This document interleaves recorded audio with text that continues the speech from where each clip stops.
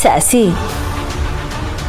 ಮುಂದೆ ನೀವು ಏನು ಡ್ರಾಮಾ ಮಾಡಿದ್ರೂ ಈ ಮದುವೆನ ತಡೆಯೋಕ್ಕಾಗಲ್ಲ. ಕತ್ತಿನ ಶಾರ್ಪ್ ಮಾಡೋ ಕೆಲಸ ನಾನು ಮಾಡಿದ್ದೀನಿ. ಆದರೆ ಏಟಿಗೆ ನಿಮ್ಮ ಪ್ಲ್ಯಾನ್ ಪಕ್ಕಾ ಬ್ರೇಕ್ ಆಗುತ್ತೆ.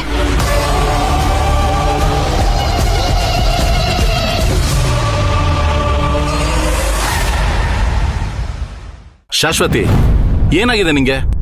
ಯಾಕೆ ಕಿರ್ಚಾಡ್ತಿದ್ಯಾ? ನಿನ್ ಗಲಾಟೆಗೆ ಅಕ್ಕಪಕ್ಕದವರೆಲ್ಲ ಬರ್ತಾರೆ. ಅದೇನೇ ಇದ್ರು ನಿಧಾನಕ್ಕೆ ಕೂತ್ಕೊಂಡು ಮಾತಾಡೋಣ ಬಾ. ಇಲ್ಲ ಅಣ್ಣ,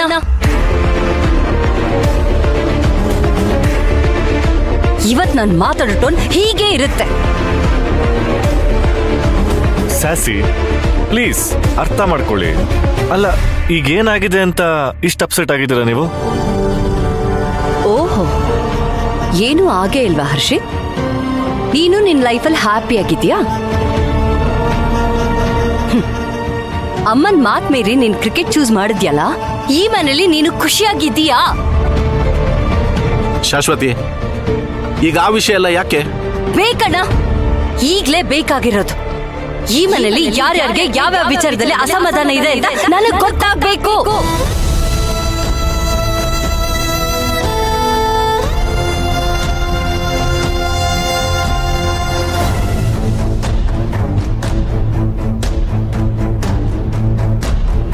ಈಗಿದೆಲ್ಲ ಯಾಕೆ?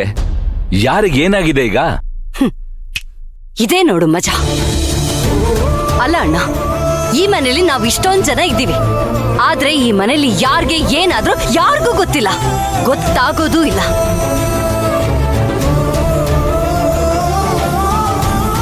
ಸ್ವಂತ ಮಗನ್ ಜೀವನದಲ್ಲಿ ಏನಾಗ್ತಿದೆ ಅಂತ ಅಪ್ಪನ್ಗೆ ಗೊತ್ತಿಲ್ಲ. ಯಾಕಂದ್ರೆ ಮಗನ್ ವಿಚಾರಕ್ಕೆ ಅವ್ರ ತಲೆನೇ ಹಾಕಲ್ವಲ್ಲ. ಇಲ್ಲಿ ಎಲ್ಲರ ಜೀವನದಲ್ಲಿ ಮೂಗ್ ತೂರಿಸಿ ನಿರ್ಣಯ ಕೊಟ್ಟು ಜೀವನ ಹಾಳು ಮಾಡೋದು ಒಬ್ರೇ ಅಲ್ವಾ?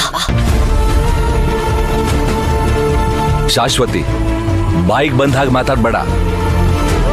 ನನ್ ಮಗನ್ ಜೀವನದಲ್ಲಿ ಏನಾಗುತ್ತೆ ಅಂತ ನನಗ್ ಗೊತ್ತು, ಅದು ಸರಿನೂ ಇದೆ. ಹಾಗಂತ ಅಮ್ಮ ಹೇಳಿದ್ರಾ? ಅದನ್ನ ನೀನು ಕಣ್ಮುಚ್ಚಿ ನಂಬಿಟ್ಯಾ?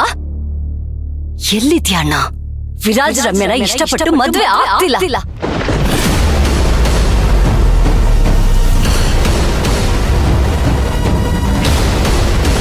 ಅದು ನಿನಗ್ ಗೊತ್ತಾ? ಏನೋ ದಿ ಗ್ರೇಟ್ ಅಮ್ಮ ಡಿಸೈಡ್ ಮಾಡಿದ್ರು ಅಂತ ಅವನು ತಲೆ ಅಲರ್ಸಿದಾನೆ ಅಷ್ಟೇ. ಶುರುವಾಯ್ತು ನಿಂದು ಎಲ್ಲ. ನಿನ್ ಮುಗಿ ನೇರಕ್ಕೆ ನಡೆಯಲ್ಲ ಶಾಶ್ವತಿ. ಏನೋ ನಿನ್ ಜೀವನದಲ್ಲಿ ಅಮ್ಮ ತಗೊಂಡಿದ್ ನಿರ್ಧಾರ ಸರಿ ಹೋಗಿಲ್ದೇ ಇರ್ಬೋದು, ಒಪ್ಕೊಳ್ಳೋಣ. ಹಾಗಂತ ಎಲ್ಲರ ಜೀವನದಲ್ಲೂ ಹಾಗೆ ಆಗತ್ತೆ ಅಂತ ಅನ್ಕೋಬೇಡ. ಅನ್ಕೊಳ್ಳೋದಲ್ಲ ಅಣ್ಣ, ಅಮ್ಮ ಎಲ್ಲರ ಜೀವನದಲ್ಲಿ ಮಾಡ್ತಾ ಇರೋದೇ ದಬ್ಬಾಳಿಕೆ.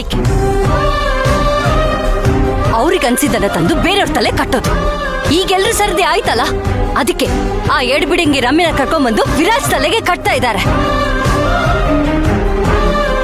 ಸ್ಯಾಸಿ, ರಕ್ಷೆ ವಿಚಾರನ ಇನ್ನೂ ಬಿಟ್ಟಿಲ್ವಾ ನೀವು? ಯಾಕೆ ಬಿಡ್ಬೇಕು? ಯಾಕೆ ಬಿಡ್ಬೇಕು? ಚಿಕ್ಕ ಚಿಕ್ಕ ವಿಚಾರದಿಂದನೇ ಯಾರ ಯೋಗ್ಯತೆ ಏನು ಅನ್ನೋದು ಗೊತ್ತಾಗೋದು. ಆ ರಕ್ಷೆ ಕಾರಣದಿಂದ ಅಲ್ವಾ ವಿರಾಜ್ ಮನ್ಸಿನ ಮಾತು ಹೊರಗೆ ಬಂದಿದ್ದು, ವೈಜಯತ್ಗೆ ಬಾಯಿ ಬಿಟ್ಟು ಮಾತಾಡಿದ್ದು.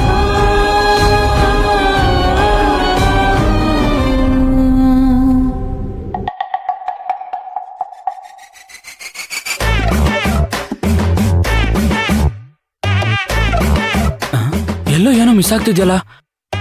ಶಾಶ್ವತಿ ಮೇಡಮ್ ಈ ರೇಂಜ್ ಗಲಾಟೆ ಮಾಡ್ತಿದಾರಲ್ಲ.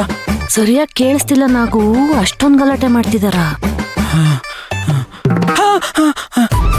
ಅವ್ರ ಕೋಪಕ್ಕೆ ಇಡೀ ಮನೇನೆ ಬಿಸಿ ಆದಂಗಿದೆ. ಅಪ್ಪ, ಏನ್ ವಿಷಯ ಅಂತ ನಾಗು? ವಿರಾಜಣ್ಣನ ಮದ್ವೆ ಮುರಿಯೋ ತರ ಇದ್ದಾರೆ. ಹೌದಾ? ಯಾಕೆ ವಿರಾಜಣ್ಣಂಗ್ ಮದ್ವೆ ಇಷ್ಟ ಇಲ್ವಂತ? ಕದ್ದು ಕೇಳಿಸ್ಕೊಳಕ್ ನಾಚಿಕೆ ಆಗಲ್ವಾ ನಿಮ್ಗೆ? ನಮ್ಗ ಕಣ್ಣವ್ರ ಮನೆ ಕತೆ ನಿಮ್ಗೆ ಯಾಕೆ? ಇದೇನು ಟಿವಿ ಸೀರಿಯಲ್ ಕೆಟ್ಟೋಯ್ತಾ? ಚಾನೆಲ್ ಹಾಕಿ ಕಿವಿ ಅರಳಿಸಿ ಕೇಳ್ಸಕ್ಕೆ. ಹೌದೌದು, ನಮ್ ಕಿವಿ ಬಾಗ್ಲು ಮೇಲಿದೆ ನೋಡು. ನಾನು ಈ ಮನೆಯವನೇ. ಅದಕ್ಕೆ ನಮ್ಗಿಂತ ಮುಂಚೆ ನಿನ್ನನ್ನೇ ಮನೆಯಿಂದ ಆಚೆ ಕಳಿಸಿದ್ದು ಅಲ್ವಾ ಅಣ್ಣ? ಅದು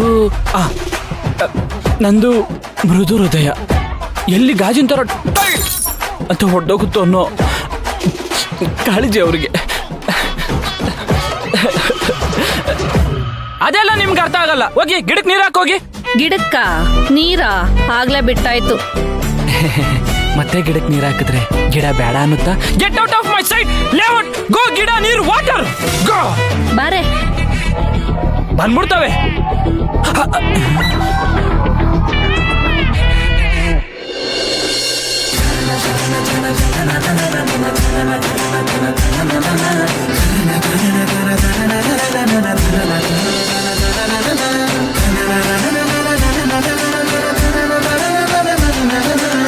ನಿಂತ್ಕೋ.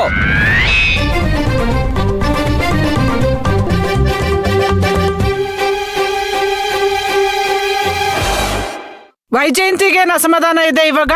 ಅವತ್ತೆಲ್ರೂ ಮುಂದೆ ಅನೌನ್ಸ್ ಮಾಡ್ಬೇಕಾದ್ರೆ ಸುಮ್ನೆ ಇರ್ಲಿಲ್ವಾ? ಈಗೇನು ಕತೆಲಿ ಹೊಸ ಟ್ವಿಸ್ಟು? ಶಾಸಿ ಏನಿದೆಲ್ಲ? ಸರಿಯಾದ ಸಮಯಕ್ಕೆ ಬಂದ್ರಿ.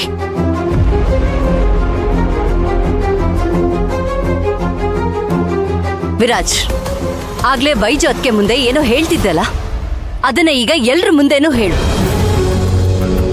ರಮ್ಯಾ ಫ್ರೆಂಡ್ ಆಗೋಕೆ, ಆದರೆ ಹೆಂಡತಿಯಾಗಿ ಆಗಲ್ಲ.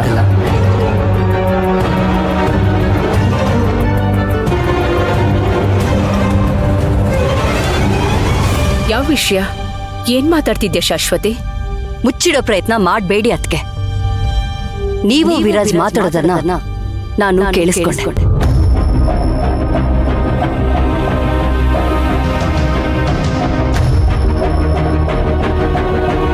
ಏನ್ ಮಾತಾಡಿದ್ದು? ಶಾಶ್ವತಿ ಏನ್ ಹೇಳ್ತಾ ಇದ್ದಾಳೆ ವೈಜು? ವಿರಾಜ್ ಏನಿದೆಲ್ಲ? ಮಾತಾಡಿ ಅದಕ್ಕೆ. ಅಣ್ಣ ಕೇಳ್ತಿದ್ದಾನಲ್ಲ, ಹೇಳಿ ಅದಕ್ಕೆ. ವಿರಾಜ್, ನೀನ್ ಯಾಕೆ ಸುಮ್ನಿದ್ಯಾ? ಮಾತಾಡು.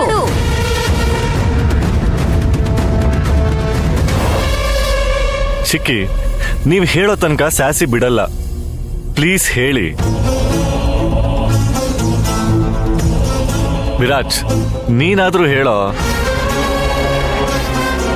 ಓಹೋ, ಎಲ್ರ ಮುಂದೆ ವಿಷಯ ಹೇಳೋ ಧೈರ್ಯನ ನಮ್ಮಮ್ಮ ದಿ ಗ್ರೇಟ್ ಅರುಂಧತಿ ಸಂಪತ್ ಅವರು ಕಿತ್ಕೊಂಡ್ಬಿಟ್ಟಿದಾರಲ್ಲ.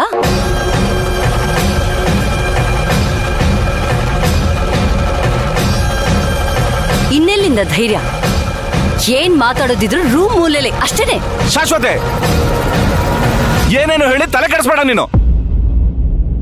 ಸರಿ, ಫೈನ್, ನಾನೇನು ಹೇಳಲ್ಲ.